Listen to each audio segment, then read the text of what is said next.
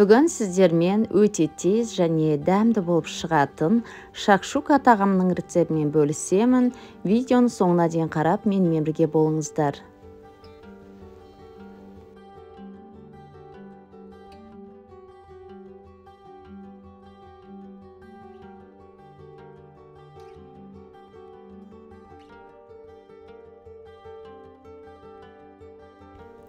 Біздің тағамымызға керек заттар: қызанақ, тәтті бұрыш, пияз, жұмыртқа және де томат пастасы. Табамызға сұйық майымызды құйып қыздырамыз. Пиязымызды саламыз.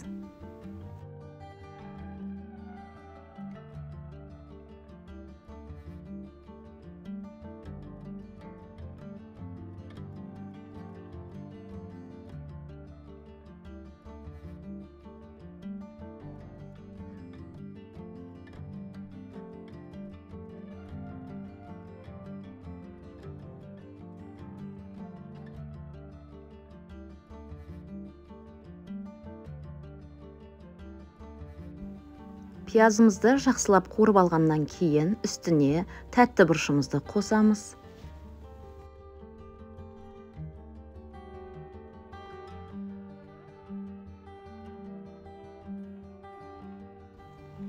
Қызанағымызды салып, татымына қарай тұз, бұрыш қосып қуырамыз.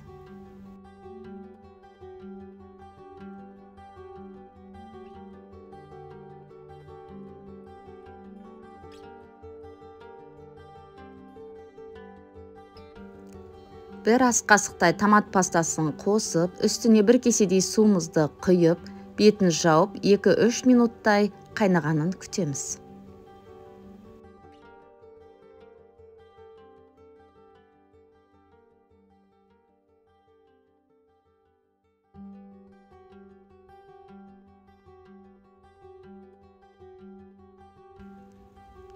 Үстіне жұмыртқаларымызды салып пісіреміз.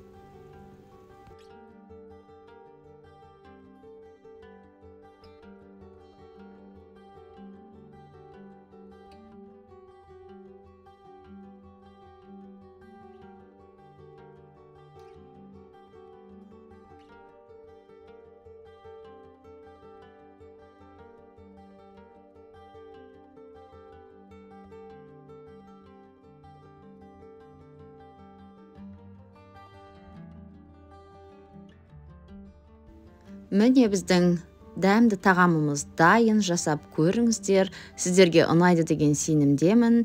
Бетіне өз қалауларыңыз бойынша ас көк сепсеңіздер болады.